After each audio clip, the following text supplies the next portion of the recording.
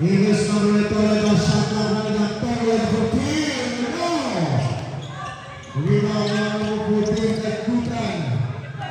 Saka rider nagkutan Spurs.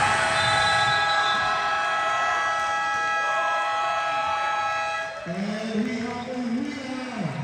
Our champion of Butterfly 2025. Quezon City. Masahe mo sa panalo nila? Sobrang blessed po kasi di ko po ina-expect na magcha-champion kami kasi marami pong malalaki, marami pong magagaling galing Manila. So, sobrang blessed lang talaga ako. Di ko din ina-expect to. Pero ginalingan lang naman talaga namin. Tama ba taga Jensen ka? Oo po, taga Jensen ako. Tubong Jensen ako. Oo, pero sa FPU ka na ngayon. Opo, doon ako. Ilang years ka na sa FPU? Actually, magti-3 na. So, 2 pa lang. Okay. Nasa under 16 ka na. Under 19 na po, sa juniors. Dito sa January. Opo, sa January din. Pero naglaro ka ng KAP. Opo, last year.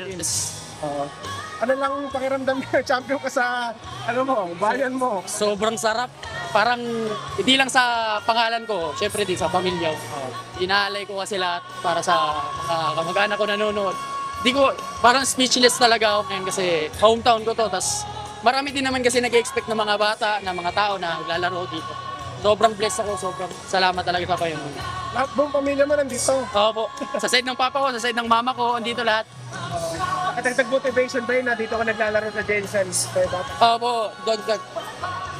Kwento mo naman yung yung Jensen days mo rito sa paglalaro ng basketball. Ano lang yung experience mo rito? Dati po kasi, like, bata pa ako, yung papa ko coach. So, kada may training siya, kada may laro, gusto sumama sa kanya.